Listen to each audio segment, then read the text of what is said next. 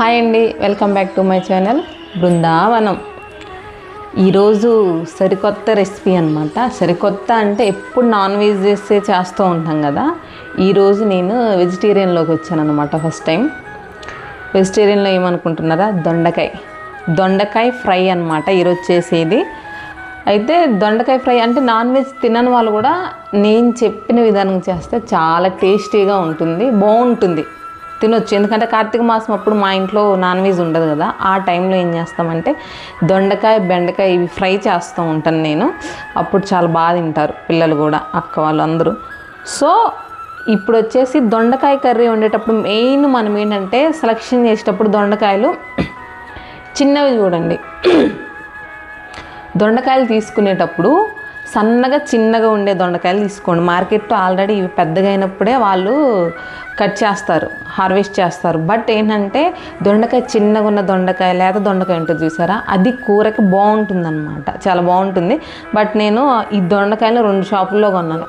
ఒక షాప్కి వెళ్ళి చాలా టైం పట్టింది ఒక పావు కిలో తీసుకోవడానికి. ఇంకా వేరే షాప్కి వెళ్ళి ఇంకో పావు కిలో తీసుకున్నాను అనమాట. 2 షాపులో తిరగంగా నాకు ఈ దొండకాయలు దొరికినాయి.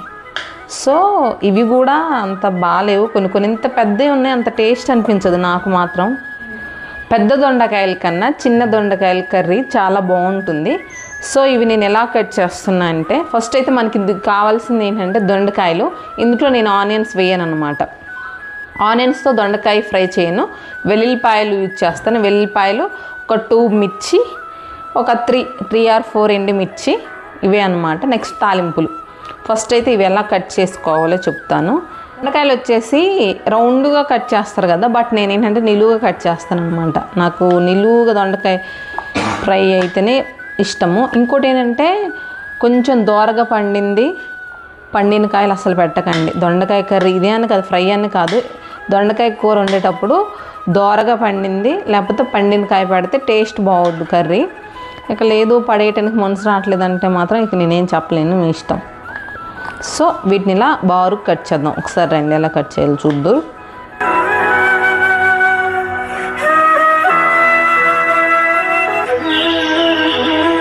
దొండకాయలు అనేవి ఇలా బారుగా కట్ చేసి మళ్ళీ మిడిల్గా ఇలా కట్ చేసాను అనమాట. చూడండి ఈ విధంగా కట్ చేయాలి.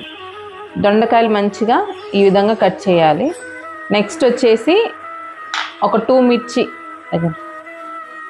మిర్చి ఇలా కట్ చేస్తున్నాను బారుగా. ఇందులో ఏంటంటే దొండకాయలు మిర్చి, పచ్చిమిర్చి వేస్తాము, ఎండుమిర్చి వేస్తాము, కారం కూడా వేస్తాము. ఇవి పచ్చిమిర్చి, ఎండుమిర్చి ఒక 3 అన్నమాట. ఓకే, నేను ఉల్లిపాయలు యూజ్ చేయనని చెప్పాను కదా. దొండకాయ ఫ్రైకి వెల్లిపాయలే మెయిన్ ఇంగ్రీడియంట్స్ అన్నమాట. టేస్ట్ చాలా బాగుంటుంది అనమాట. ఉల్లిపాయల బదులు వెల్లిపాయ వేసి ఫ్రై చేస్తే దీని ఫ్లేవర్ బాగుంటుంది ఫ్రైకి. సో వీటిని మంచిగా లైట్గా దంచుకుందాం. ఓకే, మనము దొండకాయలు కట్ చేసుకున్నాం కదా, ఒక 2 మిర్చి తీసుకున్నాం, 2 ఎండుమిర్చి తీసుకున్నాం. వెల్లుల్లిపాయలు వచ్చేసి మంచిగా చిన్న కచ్చాబచ్చ కొట్టేసుకున్నాం. నెక్స్ట్ ఏంటంటే దీనిలోకి చిన్న పౌడర్ ఒకటి ప్రిపేర్ చేద్దాం మనము. దానికి కొన్ని జీడిపప్పులు, నెక్స్ట్ నువ్వులు, నెక్స్ట్ వచ్చేసి ఎండు కొబ్బరి, ఇవి కొంచెం లైట్గా రోస్ట్ చేసి పౌడర్ చేద్దాం. ఓకేనా, రండి. కొబ్బరి, నువ్వులు, నెక్స్ట్ వచ్చేసి జీడిపప్పు లైట్గా రోస్ట్ చేద్దాం. ఓకేనా. దొండకాయ పైన పౌడర్ అని చెప్పాను కదా, సో కొన్ని జీడిపప్పులు, వీటిని కొంచెం రోస్ట్ చేద్దాము. కొన్ని నువ్వులు తొందరగానే వేగుతాయి. సో మనం వెంటనే కొంచెం కొబ్బరి. సో కొబ్బరి వేయగానే తొందరగానే స్టవ్ బంద్ చేద్దాం. ఎందుకంటే ఆ గిన్నె హీట్కి త్వరగానే రోస్ట్ అవుతాయి అన్నమాట. సో ఇవి రోస్ట్ అయినాయి కదా, మంచిగా వీటిని పౌడర్ చేసుకోవాలి. మనం చిన్న మిక్సీ జార్ ఉంటే అందులో తీసేసుకోండి. దీన్ని మనం ఇక లాస్ట్ ఫ్రై అయినప్పుడు, దొండకాయ ఫ్రై అయినప్పుడు దింపేస్తాం అన్నప్పుడు, అంటే స్టవ్ బంద్ చేస్తున్నాము అన్నప్పుడు ఈ పౌడర్ వేసుకున్నాం అనుకోండి, టేస్ట్ బాగుంటుంది. పౌడర్ అనేది ఇలా వచ్చిందనమాట మిక్సీ పెట్టేసరికి. ఇది మనము కర్రీ దింపేసేటప్పుడు లాస్ట్కి వేద్దాం, కొంచెం పౌడర్ సరిపోయిద్ది. సో మనం ఇప్పుడు ప్రాసెస్లోకి వెళ్దాం. దొండకాయ ఫ్రై అన్నాను కదా, స్టవ్ వెలిగించేసి గిన్నె పెట్టాను నేను. కొంచెం ఫ్రై కదా, ఫ్రైలు ఎప్పుడైనా సరే కొంచెం మందపాటి గిన్నెలు తీసుకోండి ఫ్రై కాబట్టి. సో నేను ఇప్పుడు ఇందులో ఆయిల్ కొంచెం ఇది హీట్ అయినప్పుడు ఆయిల్ పోయాలి. ఇది ఆల్రెడీ ఇందాక మనము జీడిపప్పు అవి రోస్ట్ చేసాం కదా, అది ఆల్రెడీ హీట్గానే ఉంది. సో నేను ఆయిల్ పోస్తున్నాను ఇందులో మంచిగా. సో ఆయిల్ అనేది హీట్ అయింది కదా, ఇప్పుడు నేను తాలింపులు వేసేస్తున్నాను.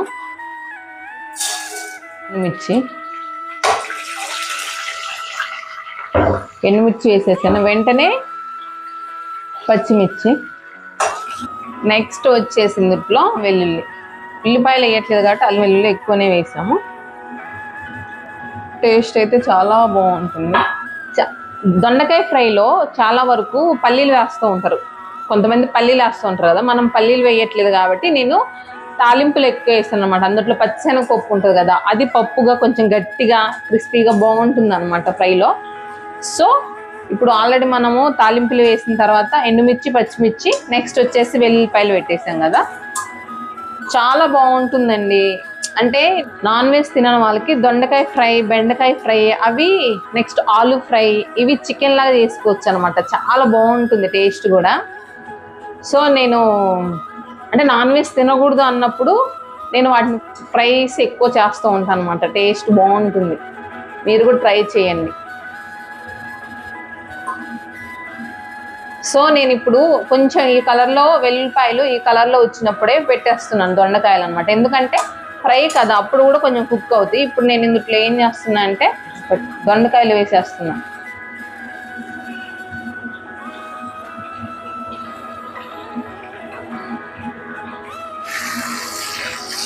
ఎప్పుడైనా ముక్కలు వేసినప్పుడు కొంచెం సాల్ట్ వేయండి. నేను అలానే ఇప్పుడే పసుపు వేస్తున్నాను. యాక్చువల్లీ తాలింపులో కూడా వేయచ్చు, నేను తాలింపులో వేస్తాం కదా ఎప్పుడైనా. నేను ఇందాక తాలింపులు వేయటం మర్చిపోయాను, నేను పసుపు వేస్తున్నాను ఇప్పుడు ఇందులో. పసుపు అలానే కొంచెం సాల్ట్ కూడా ఇప్పుడే వేసేద్దాం, ఎందుకంటే ముక్కలకి మంచిగా ఎప్పుడైనా కొంచెం స్టార్టింగ్లోనే సాల్ట్ వేస్తే ఏంటంటే ముక్కలకి మంచిగా పట్టిద్ది అనమాట.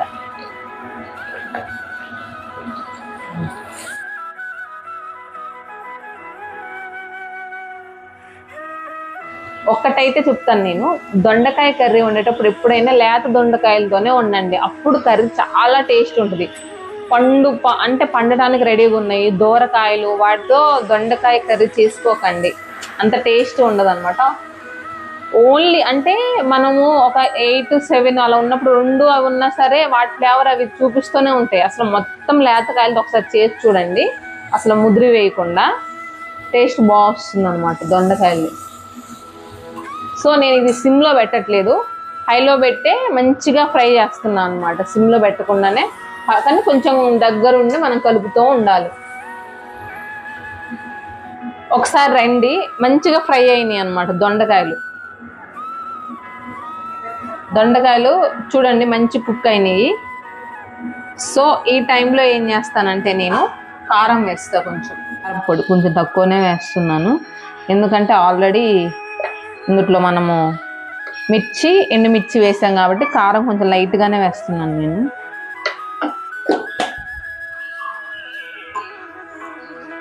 సో కారం వేసాం కదా, కారం వేసినప్పుడు మంచిగా చేంజ్ అవుతుంది. ఇది సిమ్లో పెట్టేసి ఒక 15 మినిట్స్ అలా సిమ్లో పెట్టి వదిలేద్దాం. ఒక హాఫ్ అన్ అవర్ ఇచ్చి ఒక 15 మినిట్స్ దీన్ని సిమ్లో పెట్టేద్దాం. సిమ్లో పెట్టేస్తే మంచిగా మగ్గి బాగుంటుంది అనమాట. అంటే మరీ ఎక్కువ రోస్ట్ చేయట్లేదు, డీప్ ఫ్రై లాగా చేయట్లేదు, కొంచెం సాఫ్ట్గా ఉంటుంది అనమాట, ఫ్రై బాగుంటుంది. సో మనము కారం వేసి 15 మినిట్స్ అయింది కదా, సో కారం కూడా మంచిగా రోస్ట్ అయింది. ఇప్పుడు మనం ఏంటంటే మసాలా ధనియా పౌడర్ ఉంటుంది కదా, ధనియా పౌడరు అందులో కొంచెం లైట్గా గరం మసాలా ఇంగ్రీడియంట్స్ ఉంటుంది కదా, కొంచెం కలిపి మేము మిక్సీ పెట్టింది ఉంటుంది. సో అది వేస్తున్నాను అనమాట ఇప్పుడు ఇందులో. అసలు ఇది వేస్తే ఇక స్మెల్ అయితే చికెన్ స్మెల్లే వచ్చేస్తూ ఉంటుంది అసలు భలే. ఒక స్పూన్ వేసేసాను నేను గరం మసాలా. ఓకే, గరం మసాలా వేసినప్పుడు గరం మసాలా వేసింది కదా, స్టార్టింగ్లోనే మనం ఒక పౌడర్ చేసుకున్నాం కదా, జీడిపప్పు, నెక్స్ట్ నువ్వులు, కొబ్బరితో మిక్స్ చేసి ఈ పౌడర్ ఇప్పుడే వేసేసుకోవాలన్నమాట మంచిగా. రండి, ఇందాక మనం చేసుకున్న పౌడర్ ఇది వేసేస్తున్నాను ఇప్పుడు.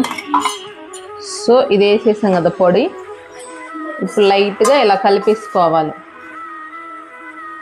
అసలు టేస్ట్ ఉంటుందండి, అల్టిమేట్ బాగుంటుంది. ఇప్పుడు ఈ పొడి కాంబినేషన్లో దొండకాయ ఫ్రై చాలా బాగుంటుంది అనమాట. మంచి గ్రేవీగా ఫ్రైగా టేస్ట్ బాగుంటుంది. సో ఇంతే దొండకాయ ఫ్రై. నేను సర్వింగ్ బౌల్లో చూపిస్తాను పెట్టి మీకు. ఈ పొడి వేసినప్పుడు తొందరగానే రోస్ట్ అయ్యిద్ది. సో ఒక 1 మినిట్ ఇలా ఉంచేసి దీన్ని మనం ఇప్పుడు ఒక బౌల్లోకి తీసేసుకుందాం. దొండకాయ ఫ్రై రెడీ అయ్యింది. ఒకసారి చూడండి, వేడి వేడి అన్నంలో చాలా బాగుంటుంది. దీని కాంబినేషన్ ఏంటంటే పప్పుచారు దొండకాయ ఫ్రై సూపర్ ఉంటుంది అన్నమాట. ఓకేనా? మీకు కానీ ఈ రెసిపీ నచ్చినట్టయితే తప్పకుండా లైక్ చేయండి, షేర్ చేయండి, మీ ఫ్రెండ్స్కి ఫార్వర్డ్ చేయండి. Thank you. సో వేడి వేడి అన్నంలో దొండకాయ ఫ్రై అన్నమాట. తిని ఎలా ఉందో చెప్తాను. బాగుంటుంది వేడి వేడి అన్నం కదా, చాలా బాగుంటుంది. చూడండి ఫ్రై ఇట్లా కాంబినేషన్ పప్పుచారు కూడా చాలా బాగుంటుంది.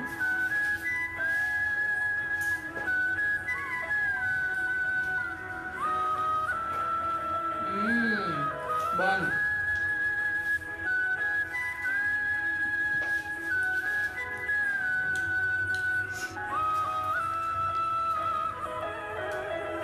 మనము లాస్ట్లో ఆ పొడేసి ఉన్నది, ఆ టేస్ట్ తెలుస్తుంది.